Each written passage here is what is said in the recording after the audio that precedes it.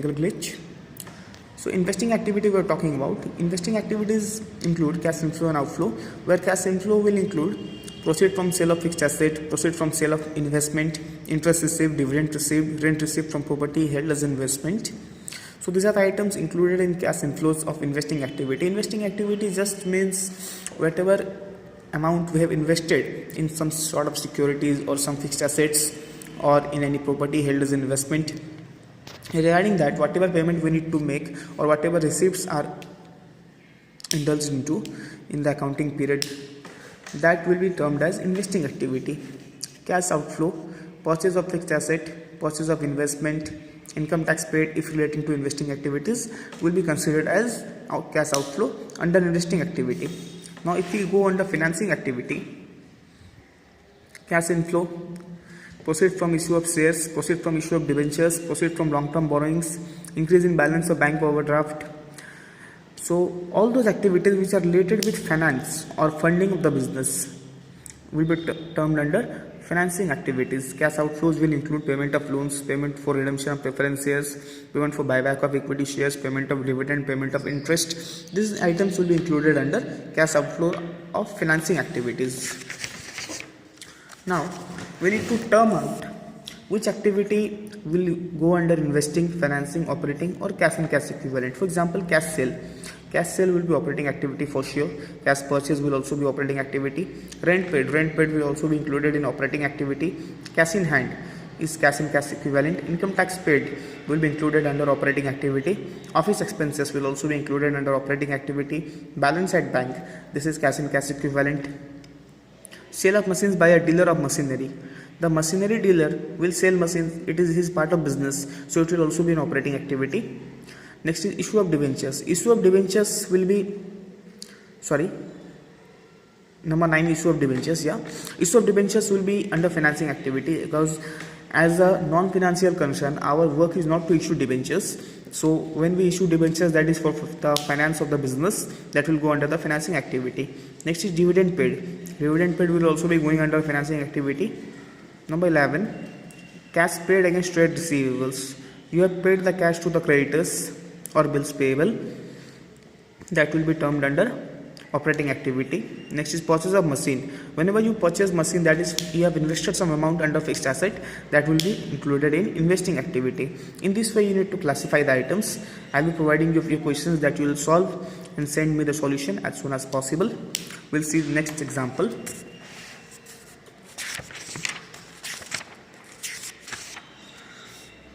If you see here, we need to find out the net profit before tax and extraordinary activities. Here we have got surplus balance in the statement of profit and loss opening, surplus balance in the profit and loss closing, proposed dividend for the year 31st March 2018, proposed dividend for the year 31st March 2017, transfer to workman compensation reserve, and provision for tax made during the current year. Here you can see, first of all we'll see the net profit surplus, that is the balance of statement of profit and loss, that is rupees 5,40,000.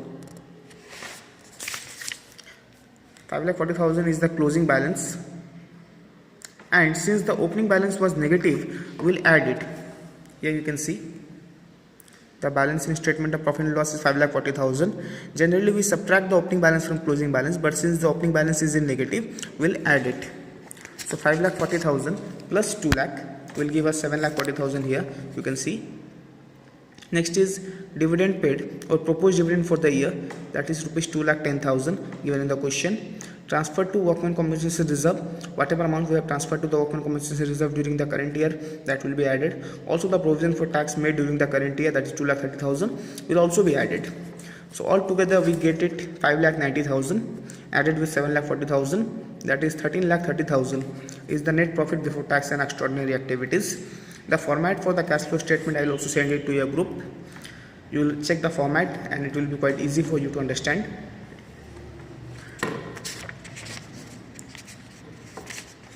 Next we'll see one more question here. Calculate net profit before tax and extraordinary items from the following balance sheet of Matrix Limited as at 31st March 2019. A balance sheet is given here. share capital, reserve and surplus, long-term borrowings, trade payable, other current liabilities and short-term provisions. Also the asset side is given. Fixed asset and non-current investments are given. Current assets are also given. The notes to accounts include share capital have equity share capital and preference share capital. Reserve and surplus has general reserve, workman compensation reserve, and surplus, that is the balance in statement of profit and loss. And number 3, short-term provisions include provision for tax. Now, if you calculate the net profit before tax and extraordinary items, you can see net profit for the year, difference between closing and opening surplus. If you see the difference between closing and opening surplus, you will find out here 1,70,000, and the previous year it was 1,10,000. Here you can see 1,70,000 and 1,10,000. So 1,70,000 minus 1,10,000 will give us 60,000. That is the net profit for the year, the difference between closing and opening surplus. Next is transfer to general reserve. Whatever amount we have transferred to general reserve during the current year, 2,75,000 minus 2,10,000, you can see there. That is 65,000 will be going here, it will be added. Next, transfer to workman compensation reserve. Similarly, workman compensation reserve, you can see here, the previous year it was 2 lakh and the current year is 2,50,000. So 50,000 will be adding here. Next will be dividend paid or the proposed dividend for the current year. The proposed dividend for the year 31st March 19 and 18 were 1,60,000 and 80,000. So only the previous year dividend paid will add it. The dividend which was proposed last year, it is supposed to be paid this year, so we'll add the dividend proposed of the last year. And provision for tax for the current year will be added. Provision for tax, that will be under short-term provisions, 1,50,000 and 1 lakh. So the current year is 1,50,000. So we'll be adding provision for tax for the current year only, that is 1,50,000. In this way, we'll find out the net profit before tax and extraordinary items, that is 4,05,000. In this way, we have completed this question also. I am showing you the question once again. You can see this.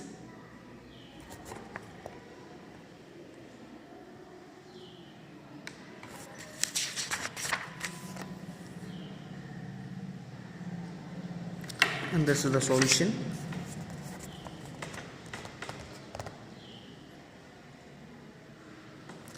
After watching these videos, I will be providing you a few questions to solve. You will please solve the questions and send me the solution as soon as possible. Also, I will be sending you the format of the cash flow statement that you will check and try to learn it. It will be helpful for you.